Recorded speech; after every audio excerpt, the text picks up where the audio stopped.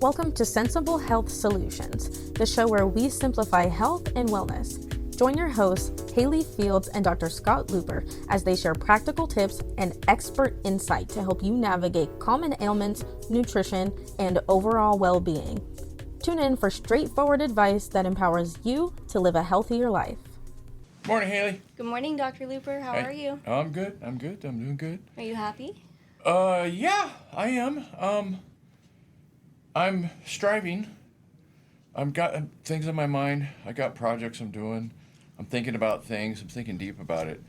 But I feel good. I'm collecting stories, that's for sure.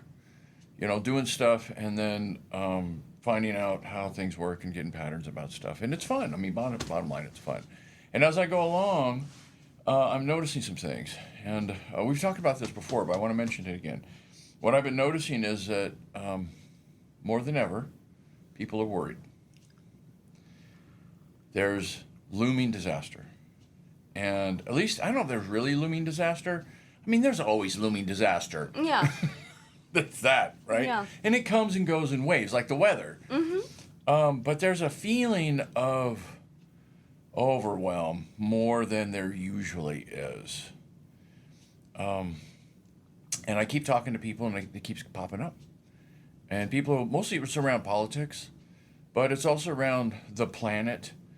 And it's interesting how it changes. Mm-hmm. It's not the same as it used to be. We talked about this before, but it used to be that we were worried about overpopulation. And still, some people are. But it turns out that's actually not the problem. Underpopulation is the problem because people aren't reproducing like they used to. Birth rates are going down. And there's places on the planet that are actually losing population. And it's harder and harder to get people to move in and join the economy and make a community vibrant. And there's this thing where people are, you know, becoming less. Right. And it's common. It's happening all over the place. Right. So this isn't a show on trying to figure out ways to worry more. There's plenty of those. We have, there's plenty of that material out there. We should give people some hope. My son and I were talking about how the sun is going to die in 5 billion years, and he has this look of worry. Yeah.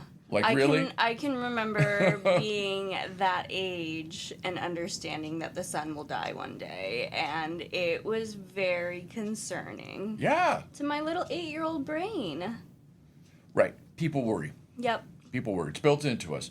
Now, and I'm not trying to take away worry because people are going to worry no matter what, and it's just how things Worry are. is healthy, you know. Yeah, because you're looking for worst case healthy. scenarios, and you're trying to figure out how to make our best life. But it turns out that there's a fair amount of misery that's generated if you live your life in worry, waves of worry. And so it turns out to be worthwhile to pay attention to the moment that we're living in and then soak up the full disaster. Uh-huh. And then you have this lively life. Yeah. It's just, controlled chaos at points. You can look at it through that lens and kind of rise above and be the observer of everything that you do have control in. And then, from the point of control, realize, okay, what do I have control over? And start there. Yeah, you're right. That's exactly where it is. Because you want to get a sense of not being overwhelmed, then what you have to do is you have to have a sense that you have some control. Yeah. Now, not complete control, not total control, but some control. Enough control where you think like, yeah, we can make it. We can get through this thing. Yep. People have before and we will, and we're going to work the problem and do the best we can and engage. Yep. Right? And then you can, at least get the satisfaction of a job well done, that you're fighting the good fight. And what happens is typically from moment to moment, occasionally you'll just feel happy. You'll just look around and have this kind of sense of satisfaction that you're engaged, that you're living a full life, you're making memories. It's hard for sure, but there's a certain sense of like, I don't know, it's worth it. Yeah. There it is. It's worth it. It turns out that happiness is located in the present moment. Yes. It's nowhere else. It's not in the future. It's not in the past. The only time you could ever experience it is now. In fact, the only time that's real is now. Everything else is an illusion. I'm not saying you shouldn't consider things in the future and you should consider things in the past, because we want to be able to learn from those things Yeah, and we take anticipate the stuff like information that. from the past to better plan our future. Yeah, but the present moment is the only moment that's real. This is the actual moment of life right now, right this minute, what you and I are doing right now. So what we want to do is lean into that moment as best we can, and then try to find our best way to feel good. Now, here's the thing. Here's the rub on this thing. Thank you, Dr. Luper, for your inspiring terms, but I'm still bummed, right? I still feel bad. I still feel overwhelmed, whatever, all this stuff going on. And a lot of times people think it's just because they're not thinking right. And because I just said that. I said, you need to think right in order to feel good. Yeah. And so they think, well, I'm not thinking right. That's the problem. But it turns out it's not. Yeah, there's a lot of other factors that go into it. A lot of hormonal imbalances that can play into it. Yep. A lot of gut dysfunction that can play into it. A lot of inflammation that can play into it in all of those areas. Yeah. So you, as a naturopath, look at that quite often. Yes. And something that I've heard, and we've talked about previously on the podcast before, is that 70% of your serotonin, one of the happy neurotransmitters, 70% is located in your gut. Yeah, more than that. Actually, closer to 90%. Yeah. So all of our happiness hormones are produced in our gut. Yep. And when our gut is infected, when our gut is fighting bad bacteria, we have less of that production. Yes. Or we have blockages of that production. Yes. And its ability to move up through the brain-gut axis into our happiness receptors. Yeah, so right now the number one drug to treat impulsiveness is the GLP-1 agonists. Wow. So Ozempic's the famous one, but there's a bunch of other ones that are going out, right?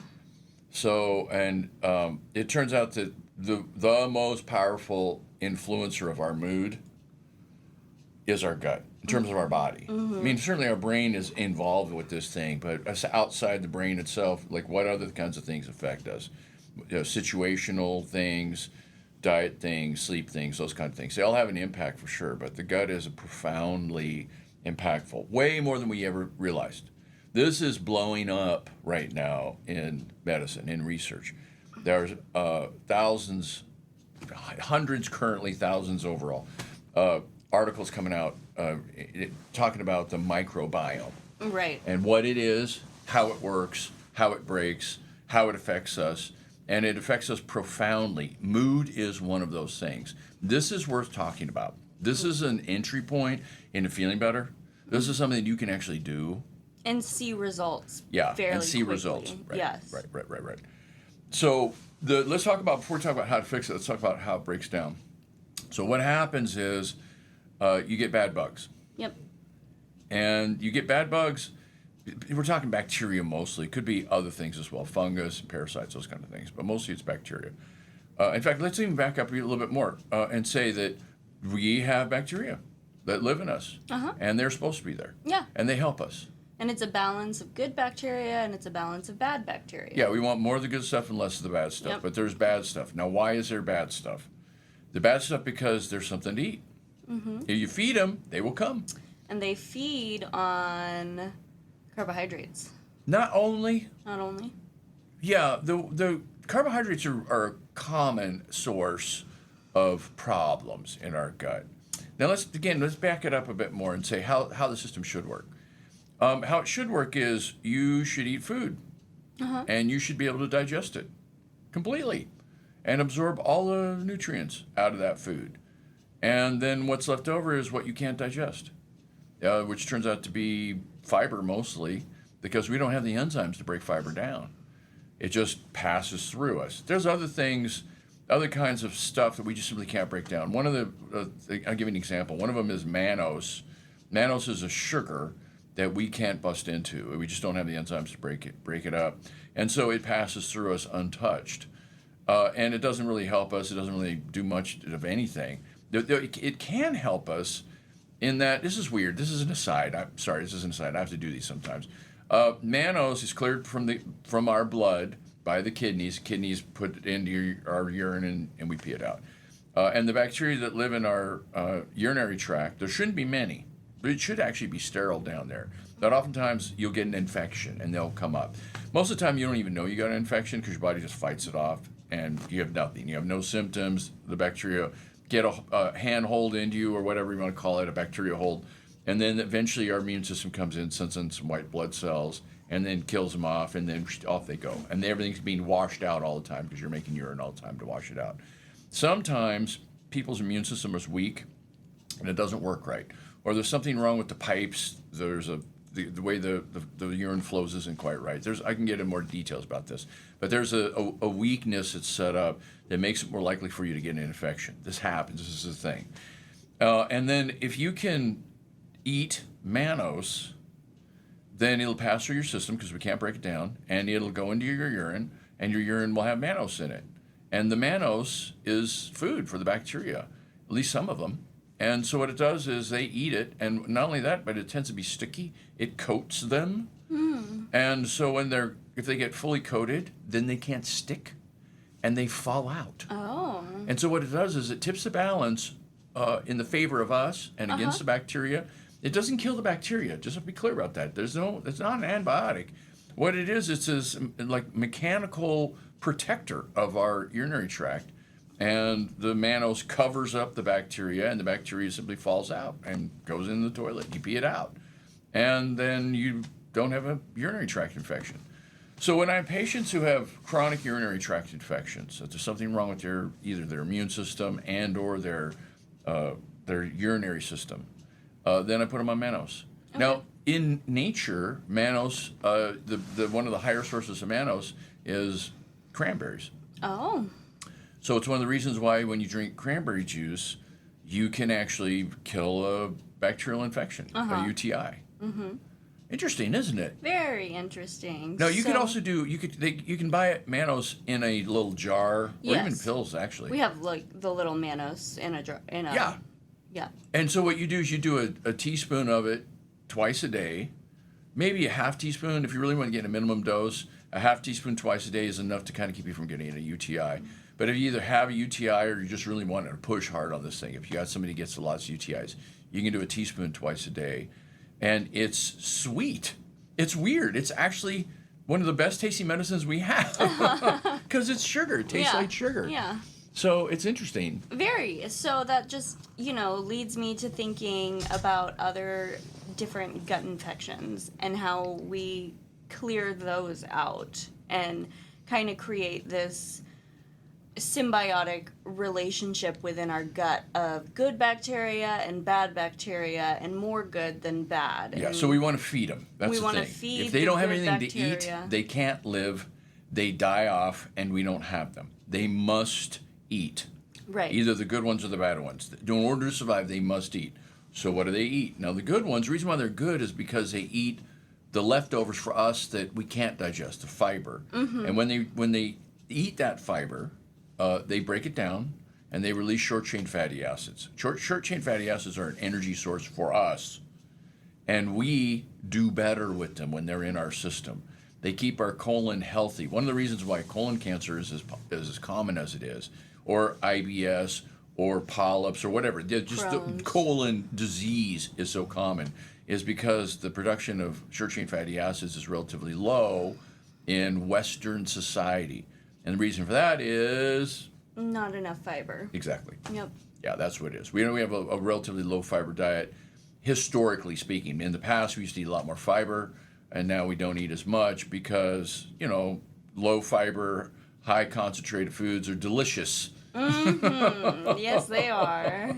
It's Christmas season. Yep. And so cookies and cakes and pastries and such are with a box of cookies showed up yesterday.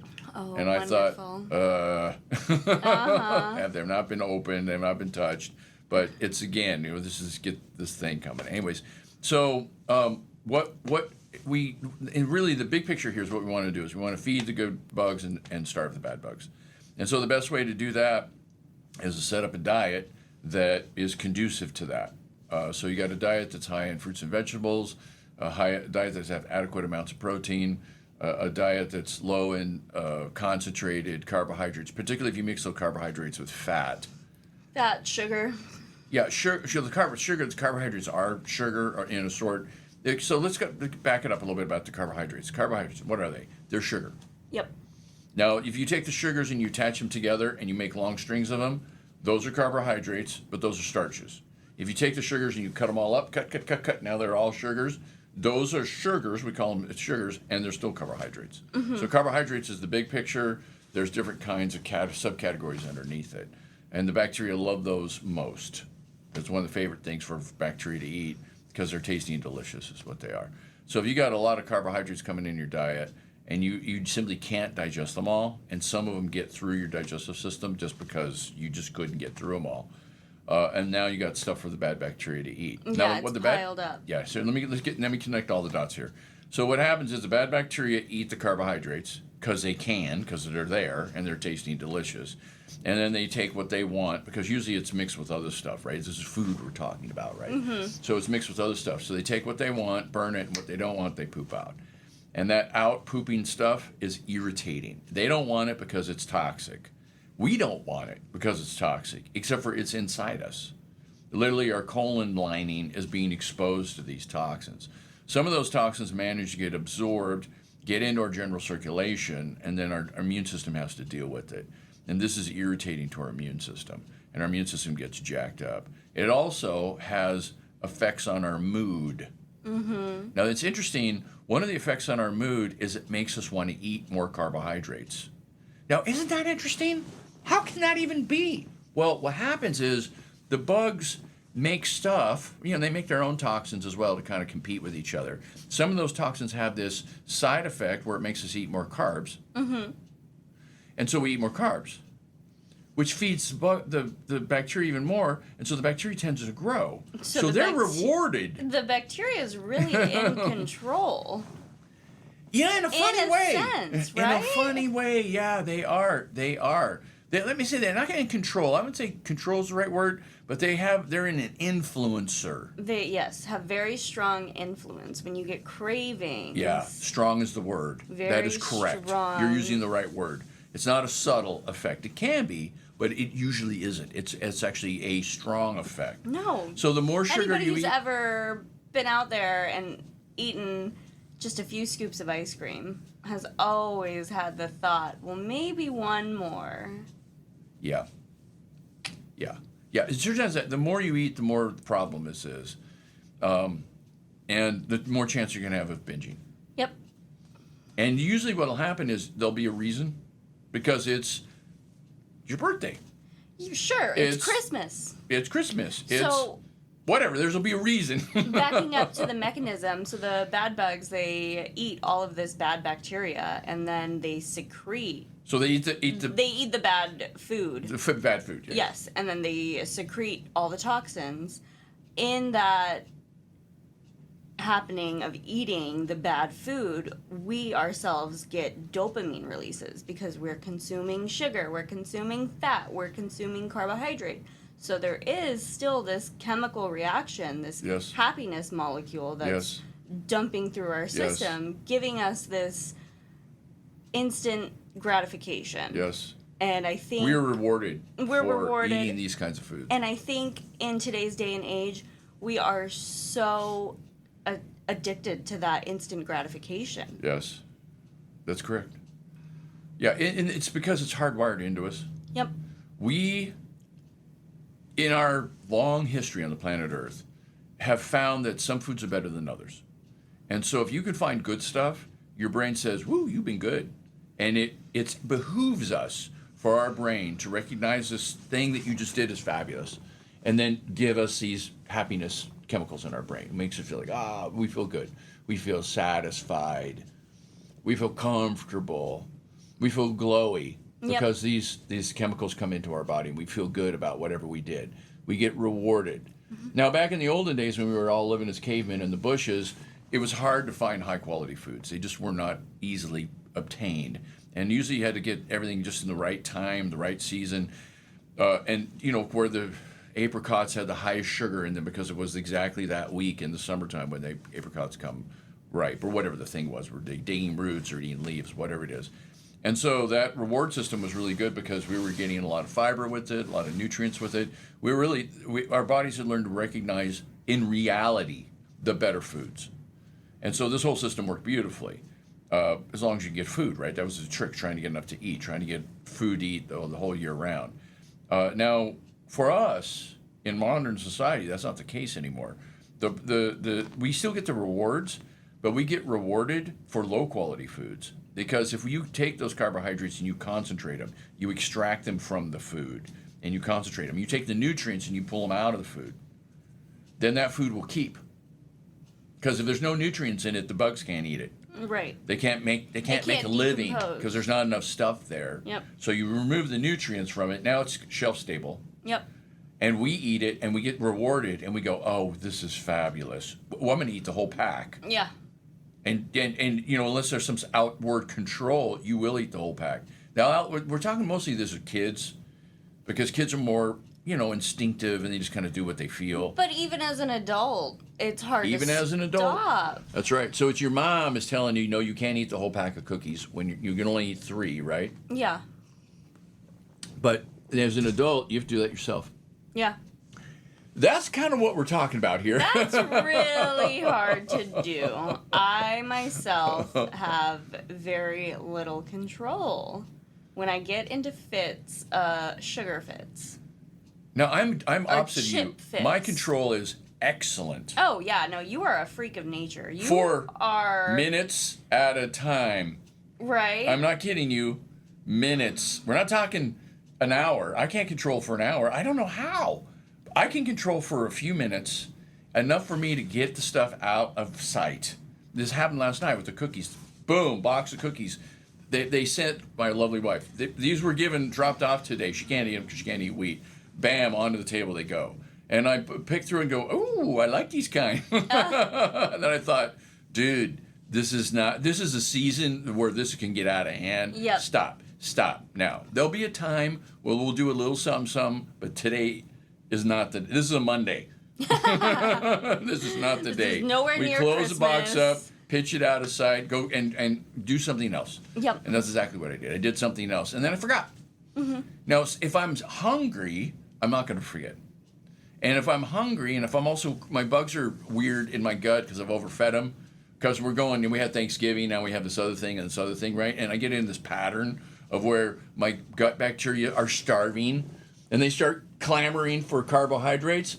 I go, carbohydrates, right? Yeah, I gotta find they them. take the controls and they lead you. Yeah, and I go through the cupboards and I'm looking for something good. It's not like I'm thinking it through. I'm just opening the cupboards and looking. And then crackers. They'll work. I can do this with crackers. And so I'll dig the crackers out and eat those. Or whatever. Whatever in my environment will work. If there were Oreos, I'd pick those too. Yeah. Except for they're not Oreos. The way I manage this is by not buying the Oreos. The way I manage this is by controlling my environment. Let me back up a little bit and say my job is to set things up because no one else can. That is my job. My job in my consciousness, because I'm a billion different things, little cells doing their stuff. And some of the cells work together and create this consciousness, and then other cells influence the consciousness, right? So that we're all together. We are a multitude. I don't necessarily think of myself as a multitude, but I am, in fact, a multitude. And my consciousness is a combination of all these factors all together. So my job is to take care of all of us, not just all of me, but all my bacteria as well. Because those bacteria are part of me. They have to be there. No, not there's some benefit. They literally have to be there. We are required to harbor bacteria in our body. If we don't, we get sick, we die. Yeah. We need those bacteria.